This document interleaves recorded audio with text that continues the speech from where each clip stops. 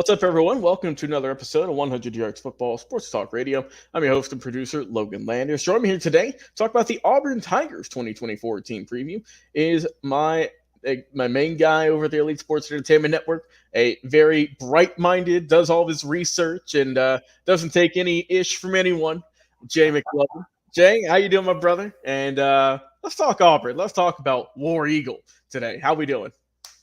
Hey, what's up, Logan, man? I appreciate that introduction, man. I do take a lot of crap from my wife, though, because a happy wife is a happy wife. And that's probably about the only one that'll give me ish, and I'll let her give me all the ish she wants.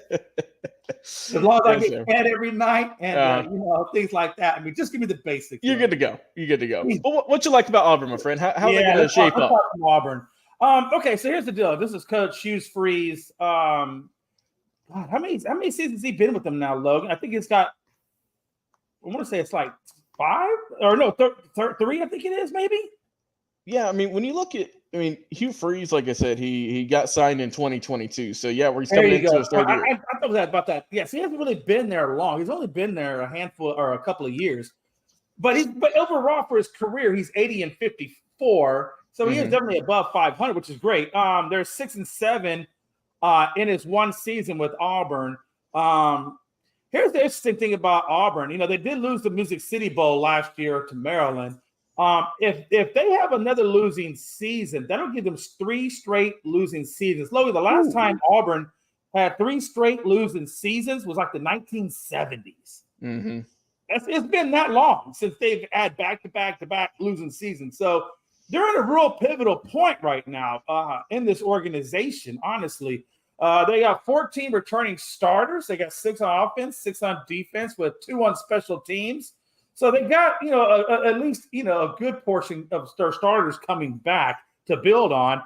They got quarterback Peyton Thorne, who is he hasn't really done a good job, to be honest with you. He's got 162 completions for just under 1,800 yards. But the problem I have with him is he's got 16 touchdowns and 10 interceptions. So this guy's almost, he's not throwing a whole hell of a lot. But when he is throwing, he's turning it over quite a bit. So Peyton Thorne, keep that in mind. That I'm not 100% liking this guy, to be honest with you, Logan. And I think he could be the key to either turning this team around or not turning this team around. And that's something that they're really going to have to look at hard.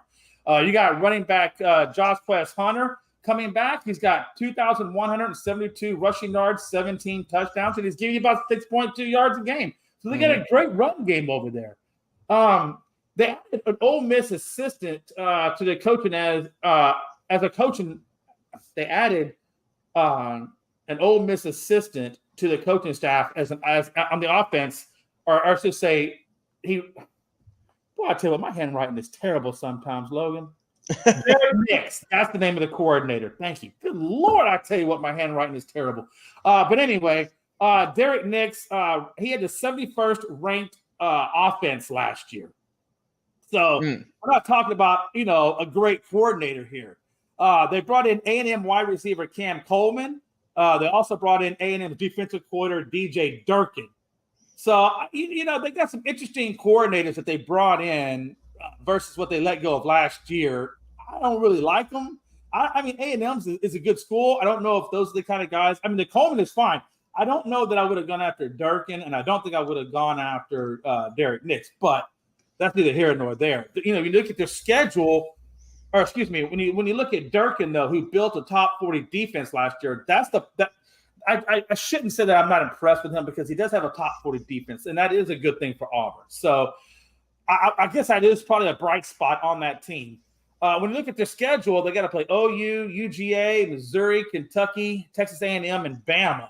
So, they got a lot of tough teams on their schedule. The O-line for this team is questionable, which I think gives a lot of issues towards where they were offensively. They got a 1% chance, honestly, to win the SEC. They got a 29th ranked strength of schedule, Logan. And the last time Auburn – I already talked about that. We'll talk real quickly about their strength. Their strength, in my opinion, is their offensive skill position players, like their running back Hunter, their revamped wide receiving core to include Coleman. And also they had a five-star recruit in Cam Coleman out of A&M. So they did put some good skill players around Thorne. The problem is, will the O-line hold up long enough for him to get the ball to the actual receivers, or can they block well enough to allow Hunter to be able to run the ball and get that 6 yards that he's been averaging? The weakness, again, I just talked about it, was Peyton Thorne, in my opinion. The weakness is going to be his ability to get the ball to those playmakers. He's got a 64.3 passing grade, and he's got 101st amongst all the FBS quarterbacks. So this guy is not the greatest of quarterbacks, Logan. Pretty much, they're going to rely heavily on the defense, and they're going to require a lot from the running game. I will say this. Outside of the revamped receiving corps, they are getting tight end Rivaldo Fairweather. Could he have another big season? This guy was put up 1,000 yards last season, Logan, and he was one of their bigger targets. But he did have an injury. So will he come back from that, and how will he come back from that, and how well will Thorne be able to get him the ball, and how well will he get him involved? There's a lot of questions around that wide receiving corps, specifically around the quarterback, though. Auburn returned 65% of its 2024 production. Which ranks them number 50 in the country. So, I mean, yeah, it's not bad, but it's not great either, especially when you're in the SEC. They did have the number 10 recruiting class in 2024, so hopefully that will bear weight this season. Linebacker Jalen McLeod is projected to be an all SEC caliber guy. The secondary lost a lot over the last year. So I think with that being said, I think 8 games is unlikely, but I think that's what they need to do to do the progression. But I don't know if 8 games is going to be in their fold. I'm going to give them more around the 6 to 7 wins this season. Yeah, Auburn. Like I said, Hugh Freeze, come on, buddy, or is it time, Jay, for them to get it going? It feels like they've kind of been in neutral for a minute. You just got to get it going here. Like I said, Hugh Freeze, highly coveted head coach when they got him in. Last year, we know they had a good game against Alabama for the most part, right? And then Jalen Milroe kind of dashed all those hopes and dreams. But I think this team is going to be complicated, right? Because Peyton complicated, Thorne, is that like another word for horrible? I don't know. No. I just didn't know if that was another word. Okay. Nah, but Peyton Thorne, I mean, you can have him, you can leave him. I think he's solid. He can get it done, but he's not going to blow you away with his numbers, as we've seen. Like you said, the interception touchdown ratio, that's a big deal for you. His is very much middle ground, like you said, with 16 and 10. But I think this new receiving core, Jay, is going to look good. You're getting Cam Coleman, Robert Lewis as well from Georgia State. Shout out the Panthers. And then, of course, Keandre Lambert-Smith. So I think the receiving core, as you mentioned, with Rivaldo Fairweather coming over from FIU, I think the offense and I think Thorne's production will improve with this improved wide receiving class. O-line, they got to get better, man. They have to. Like you said, Dylan Wade, he's a good player. Connor Liu as well. Really good sophomore center they've got. And then you've got Mississippi State, who we just did a video on. Percy Lewis, he's also heading on over now to be a War Eagle. And then you got Jeremiah Wright, the big guy, right? Big 333-pounder who looks like he could be that next guy up. And as you mentioned with Jarquez Hunter in the backfield, good addition to that team. I like his game, and I think it'll get better. Yeah. But like you said, the defense, like you said, with Durkin coming over to help out, like I said, they had a solid defense last year overall. And what I like Durkin, like you said, he led them to a top 40 defense, as you said, and he is getting some good players, right? It's not like he's just bottom of the barrel. He's got guys like Eugene Astante, right, last year. He's a good player. Austin Keys as well, who missed a good bit of the year last season. So they're looking good, right? They're getting a lot of guys, though, from the transfer and from the they're already just existing depth that are just super young. So got to hope the vets can step up this year.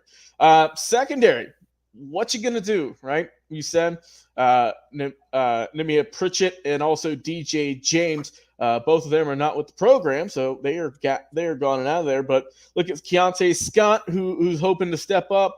You've got guys like Kay and Lee as well in transfer from your neck of the woods, Jay, in Texas. Jaron Thompson helping out with the safety spot. So I think Auburn is going to be, middle of the road.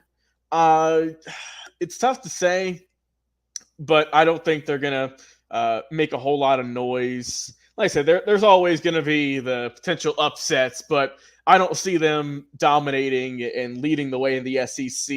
And it's also kind of rough too, really just with football in general, but just with the SEC, because we know, Jay, they got rid of the divisions. So it's just the SEC now. It's not broken up into all of the different subregions, which hurts a lot of teams. But I think that Auburn, mediocre year again, just kind of middle of the pack. I don't think they've done quite enough yet. Like you mentioned, they do have that top 10 recruiting class for this year. So I like that in the fact that it helps out for the future, right? So there is still a nice light bright at the end of that tunnel. If you're an Auburn fan, I just think you might have to wait a little bit longer before you get there. But I like this team. I think it got, like I said, they've won some, they've lost some guys, but I think that I'm excited by this young wide receiving core. That's what's giving me hope about this team, not just for 24, but also for the immediate future. Jay, I appreciate you, my friend, coming on the show, talking about the Auburn Tigers. I've been your host and producer, Logan Landers, guys.